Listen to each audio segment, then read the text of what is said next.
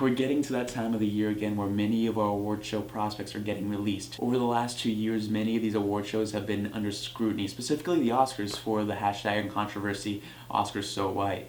This scrutiny points to a much bigger issue within the film industry itself, and that's a lack of representation on screen. Historically, the industry has been known to take minority roles and present them to white actors. The first ever film with Sing Sound, the jazz singer, had one of the worst cases of blackface. Films of great renown in film history, such as West Side Story or The Lawrence of Arabia, also are culprits of whitewashing. To say that this is only a problem of the past, however, is just ignorant.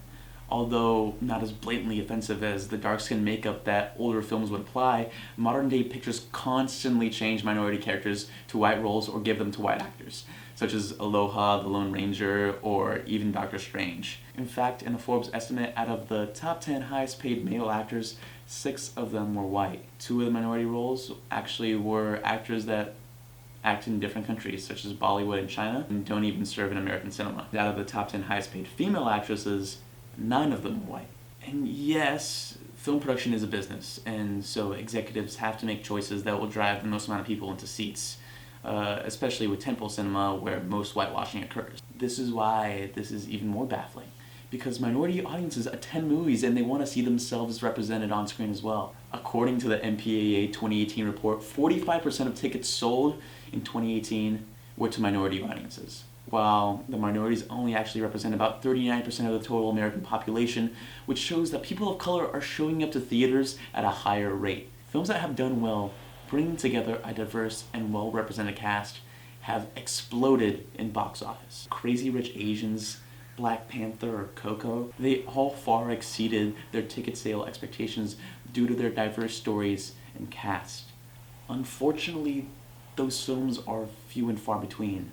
And that's mostly because films that don't have A-list cast attached to them won't get funded. If a film that talks about societal problems, issues with a certain minority group, won't get funded because they don't have that A-list talent attached, isn't it better to make that film with a white actor portraying a certain role in order to get that issue talked about in the first place? If Aloha wasn't going to be made without Emma Watson, isn't it better for the conflict in Hawaii to be demonstrated on screen with her than not at all? This is interesting because as more minority actors gain prominence, this argument loses weight. Regardless, though, not all representation is good representation. Hiring actors that aren't from that minority group could lead to characterization of the issue or group at hand. This can propel stereotypes and misrepresent cultural groups. But well, what does accurate representation even look like?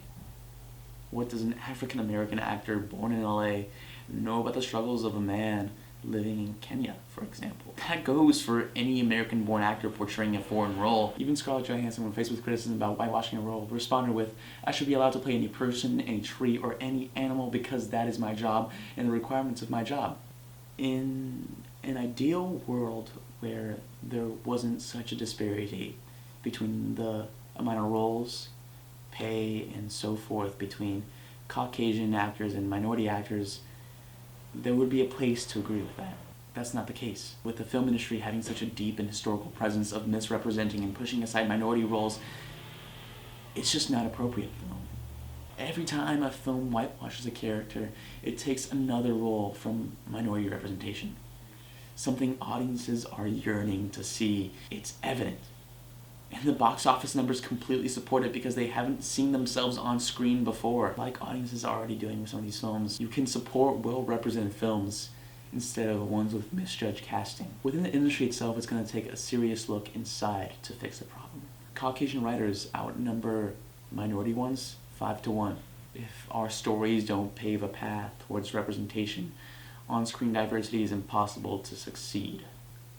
Thank you guys for taking your time to watch that. I do want to ask, what do you guys think are other plausible solutions for this? There's a lot of business involved with the ethical dilemma.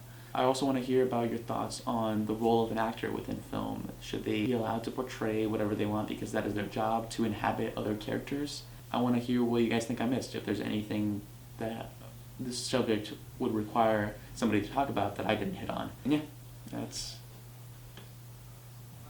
about it.